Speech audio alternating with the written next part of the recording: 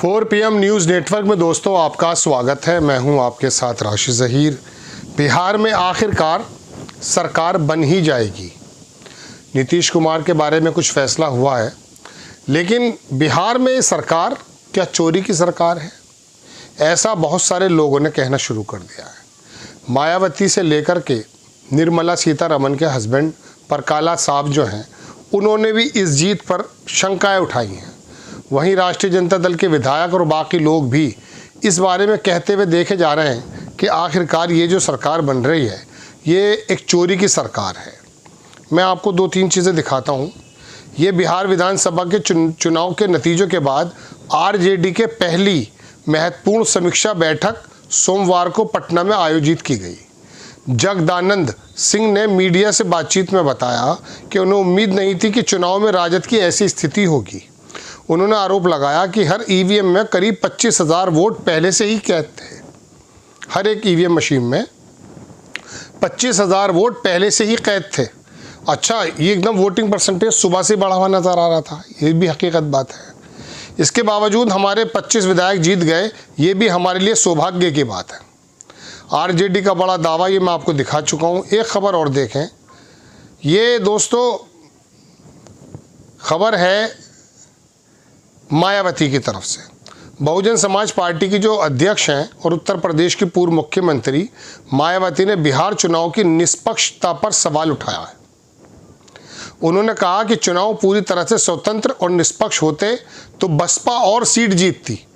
इसका मतलब यह है कि चुनाव निष्पक्ष नहीं हुए। वो भले अपनी पार्टी के बारे में कह रही हैं।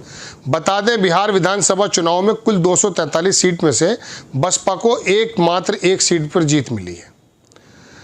रॉबर्ट वाड्रा को तो आप जानते ही हैं। उन्होंने कहा बिहार का जो चुनाव नतीजा आया है उससे कोई खुश नहीं है और इसकी वजह चुनाव आयोग है। उनका कहना है कि अगर दोबारा चुनाव कराया जाए तो नतीजा पूरी तरह से बदल जाएगा। और परकाला साहब के बारे में मैं आपको बता रहा हूँ। उन्होंने कहा राजनीतिक नरसंहार है, राजनीतिक मैं कह सकता हूँ कि संहार कहा गया है। SIR की प्रक्रिया को और जो चुनाव जिस प्रकार से हुए हैं, उन्होंने पहले, आपको याद होगा दोस्तों, लोकसभा के बारे में भी 69 सीट्स के बारे में कहा था। अब मायावती से लेके परकाला, प्रभाकर, ये तमाम लोग आवाज़ उठा रहे हैं। रॉबर्ट वाड्रा को तो चले छोड़िए, लेकिन राष्ट्रीय जनता दल को भी हम इसलिए कह सकते हैं कि भाई वो अपोजिशन में इस समय, उनको करारी हार मिली है। लेकिन ये जो निर्मला सीतारमण के हस्बैंड हैं वो, और तुम्हारा मैं जो बता रहा हूँ आपको कि मायावती तक भी अगर इस चुनाव पर किसी प्रकार से शक जाहिर कर रही हैं तो ये सोचने का विषय है। और इसके बारे में बहुत सारे लोग और भी कह चुके हैं चुनाव आयोग की इसमें क्या प्रक्रिया है, क्या भूमिका है। बहुत पूरा देश हतप्रभ है।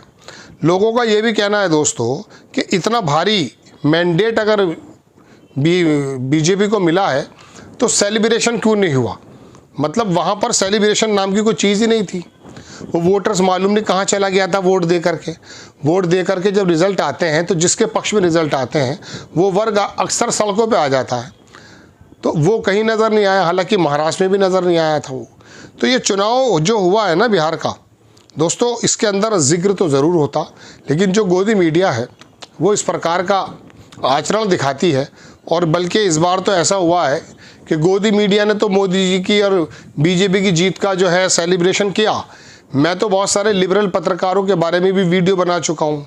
शायद उन्हें इस तरह का कोई, मैं कह सकता हूँ, निर्देश था कि आप अपनी ज़बान को कंट्रोल में रखेंगे। अजीत अंजुम से लेकर दूसरे सब लोग भारतीय जनता पार्टी की सलाहियतों की तारीफ़ें करते नज़र आ रहे थे। लोग अबे दूबे नज़र आ रहे थे। मुझे लगा मैंने ये क्या हो रहा है, क्योंकि ये ख़ास मेरे ख्याल से कोई किसी तरीके से कुछ जो है ना निर्देशन था किसी का कि आपको जीत पर किसी प्रकार का कोई सवाल नहीं उठाना है, बल्कि उसके वजूहात ढूंढने हैं कि ऐसी कौन सी वजह थी जिसकी वजह से भारतीय जनता पार्टी इतनी ज़बरदस्त जीत के अंदर जो है सराबोर हो गई है। अब ये लोग आवाज़ उठा रहे हैं दोस्तों, आप भी देख लीजिए आपका क्या मन कहता है। चुनाव आयुक्त की और चुनाव आयोग की जितनी बड़ी फजीहत इस बार हुई है दुनिया में कहीं नहीं। विदेशों के अखबार तक लिख रहे हैं उसके बारे में। जो इसकी एक प्रतिष्ठा बनाई गई थी TN सेशन के समय, मैं तो YS कुरैशी का भी नाम लूँगा, भी हाल ही में वो गए हैं। उसके बाद जो ये हालिया लोग आए हैं चुनाव आयुक्त, उन्होंने इस पूरे के पूरे इंडिपेंडेंट पूरे आयोग की जो हाल कर दिया है, उसमें दो देश के लोग यकीन ही करने को तैयार नहीं है। ऐसा नज़र आया कि इतना बड़ा जो भारी परसेंटेज आया है और इतने कम समय में, और मतदान स्थलों पर भीड़ कहीं नज़र नहीं आ रही थी। क्या था ये? मायावती के बारे में हम ये नहीं कह रहे कि मायावती अपनी सीट के बारे में कह रही हैं, लेकिन मायावती एक बड़ी फिगर है। उन्होंने भी कहा कि निष्पक्ष चुनाव नहीं हुआ है ये। अगर निष्पक्ष चुनाव मायावती भी कह रही हैं, परकाला प्रभाकर भी कह रहे हैं और बाकी बुद्धिजीवी लोग भी कह रहे हैं और आवाज़ें उठ रही हैं, तो बताइए किस मुंह से मोदी जी या एनडीए या नीतीश कुमार इसका सेलिब्रेशन करेंगे? चलिए, अब जो भी है बहरहाल निकल के तो सामने आ गया है।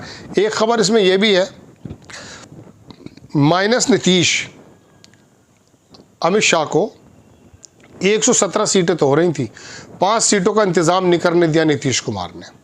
आखिरकार नीतीश कुमार मेरे ख्याल से 10वीं बार ही शपथ लेने जा रहे हैं।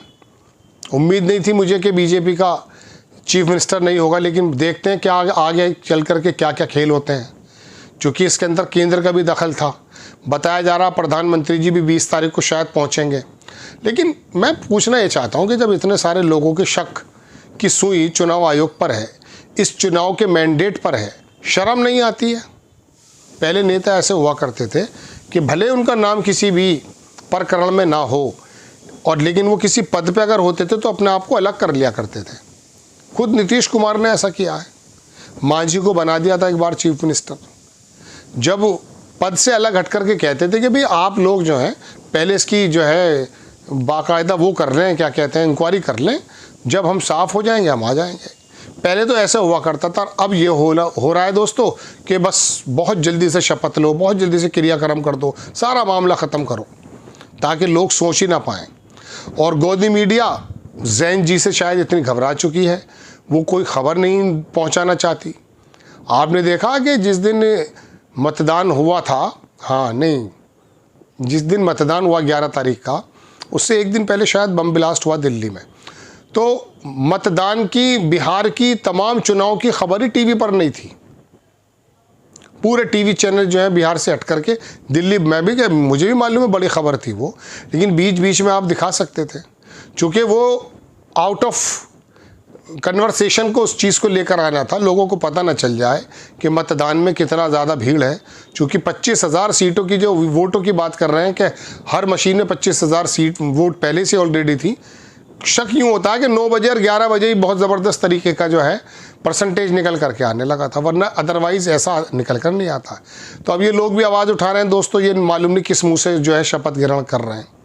आपको खबर कैसी लगी अपनी राय कमेंट्स बॉक्स में ज़रूर दीजिए। चैनल को सब्सक्राइब कीजिए, शेयर कीजिए। नेक्स्ट टाइम में किसी खबर के साथ हाजिर होता हूँ। जय हिंद।